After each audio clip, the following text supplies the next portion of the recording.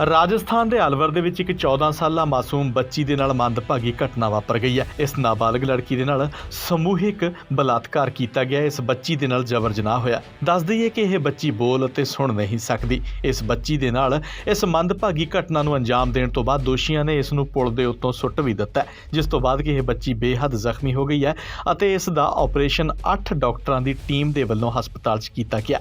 ਹੁਣ ਮਨਜਿੰਦਰ ਸਿੰਘ ਸਿਰਸਾ ਰਾਜਸਥਾਨ ਦੇ ਅਲਵਰ 'ਚ ਪਹੁੰਚੇ ਨੇ ਅਤੇ ਉਹਨਾਂ ਨੇ ਸਰਕਾਰ ਨੂੰ ਦੋਸ਼ੀ ਠਹਿਰਾਉਂਦਿਆਂ ਸਾਫ਼ ਤੌਰ ਤੇ ਇਹ ਗੱਲ ਆਖੀ ਹੈ ਕਿ ਸਰਕਾਰ ਦੀ ਨਾਕਾਮੀ ਕਰਕੇ ਅਜਿਹੀਆਂ ਘਟਨਾਵਾਂ ਵਾਪਰ ਰਹੀਆਂ ਨੇ, ਕਿਉਂਕਿ ਹਾਲੇ ਤੱਕ ਕੋਈ ਵੀ ਗ੍ਰਿਫਤਾਰੀ ਇਸ ਕੇਸ ਨੂੰ ਲੈ ਕੇ ਹੋ ਨਹੀਂ ਸਕੀ ਹੈ। ਮਨਜਿੰਦਰ ਸਿੰਘ ਸਿਰਸਾ ਨੇ ਅਲਵਰ ਪਹੁੰਚਦੇ ਸਾਰ ਹੀ CM ਅਸ਼ੋਕ ਗਹਿਲੋਤ ਨੂੰ ਵੀ ਨਿਸ਼ਾਨੇ ਤੇ ਲਿਆ ਅਤੇ ਸਖਤ ਕਾਰਵਾਈ ਕਰਨ ਦੀ ਮੰਗ ਕੀਤੀ ਹੈ।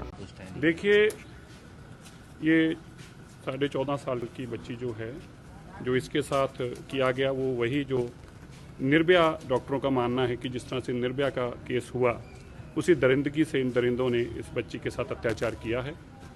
बहुत दुख और खेद है इस बात का कि अभी तक वो दरिंदे पुलिस की गिरफ्त से बाहर हैं। हमें इस बात का दुख भी खेद है कि अगर कहीं और भी घटना हुई, उन घटनाओं के ऊपर भी सब ने दुख और खेद जाहिर किया, लेकिन इस घटना को लेकर जिस तरह के सरकार की नॉन सीरियसनेस दिखाई दे रही है, पिछले 72 घंटों से ज़्यादा समय हो चुका है। मैंने उनके पिताजी से कल भी जब फ़ोन पे बात की तो बहुत बुरी तरह टूटे हुए थे। उनका एक ही कहना था, हमें बस एक ही बात चाहिए, इंसाफ चाहिए, उस दरिंदों को पकड़ा जाए। आज भी जब उनसे जानकारी ली तो अभी तक उनकी कोई भी किसी की अरेस्ट नहीं हुई और कुछ नहीं पता चल पाया। मैं ये ज़रूर कहना चाहता हूँ यहाँ के मुख्यमंत्री जी से, गहलोत जी से, कि ये घटना बाकी घटनाओं की तरह उतनी संवेदनशील है।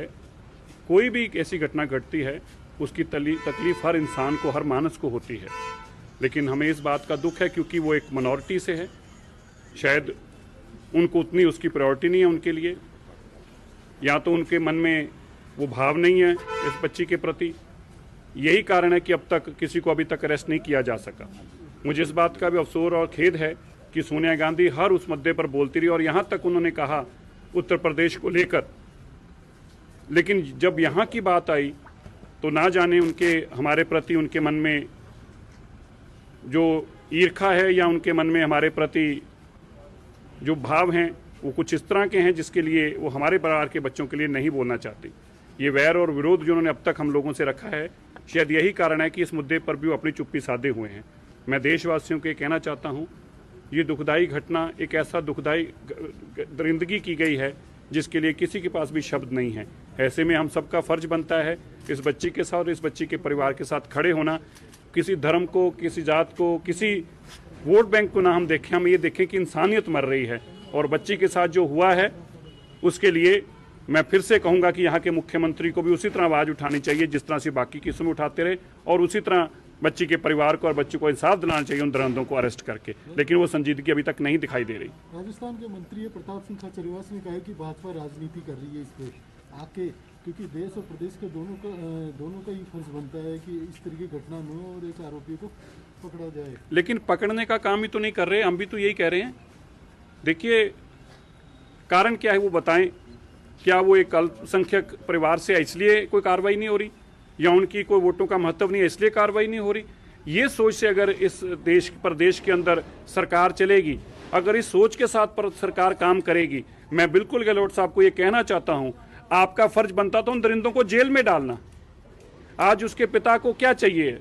उनको और कुछ नहीं चाहिए, इंसाफ चाहिए। और इंसाफ कैसे चाहिए? उन दरिंदों को पकड़ा जाए और दरिंदों को पकड़ के फास्ट ट्रैक कोर्ट में उनकी सजाएं दी जाए, मौत की सजाएं दी जाएं, लेकिन चुप्पी साधी हुई है। और फिर ऊपर से ये कहा जाए, मैंने अभी सुन रहा था, किसी ने मुझे बताया कि डिप्टी कमिश्नर कह रहे हैं कि अभी हमें ये भी कंफर्म नहीं है कि ये केस क्या है, ये सामूहिक बलात्कार का है या नहीं है। अगर ऐसा उन्होंने कहा है तो इससे दुर्भाग्यपूर्ण और सरकार की मंशा और सरकार की सोच समझ में आ रही है। सरकार इस मसले को किस तरह से दबाना चाहती है ये बिल्कुल समझ में आ रहा है। अगर डिप्टी कमिश्नर के बयान है, और ये बयान बहुत सीरियस बयान है, और अगर ऐसा एक डिप्टी कमिश्नर कह रहे हैं, कलेक्टर कह रहे हैं, तो मुझे लगता है कि सरकार की भाषा ही है और सरकार फिर जवाब दे। आज सूबे के मुख्यमंत्री को जवाब देना चाहिए, और अगर ऐसा डिप्टी कमिश्नर ने कहा है तो प्रियंका गांधी की सरकार है, उनको जवाब देना चाहिए कि आप इतने आज संवेदनशील हो गए हैं, आप इतने इंसेंसिटिव हो गए हैं कि जब इस तरह की बच्चियों का मसला है तो आप ये कह दें कि हम इसको रेप भी मानने को तैयार नहीं है।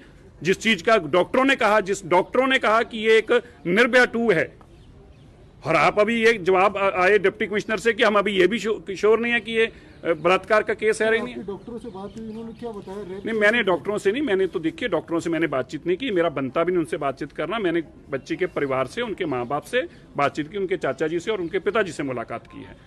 जो उन्होंने मुझे बताया है, जो वो डॉक्टरों से संपर्क में, उन्होंने मुझे बताया है कि इस तरह की घटना घटी, और ये बात उन्होंने कल भी मुझे बताई और मैंने जब उनको कहा तो मैं मिलने आऊंगा। सर एक सवाल है, यहाँ की मंत्री है महिला बाल विकास ममता भूपेश, उनका कहना है कि सरकार अकेले ऐसे क्राइमों को नहीं रोक सकती, कलेक्टिव रिस्पॉन्सिबिलिटी होती है, समाज को साथ आना चाहिए, और दरिंदों को माथे पे कोई तिलक लगा के नहीं आते, ये भी कहा है। तो क्या शर्मसार बातें की जा रही हैं। तिलक के साथ चीजें जोड़ी जा रही हैं, धर्म के साथ चीजें जोड़ी जा रही हैं। स्पष्ट तौर पर मैं ये कहना चाहता हूं, ये जिस तरह की मानसिकता के साथ यही बच्ची हथरस में थी तो क्या सोचती, इंसाफ दिलवाना है।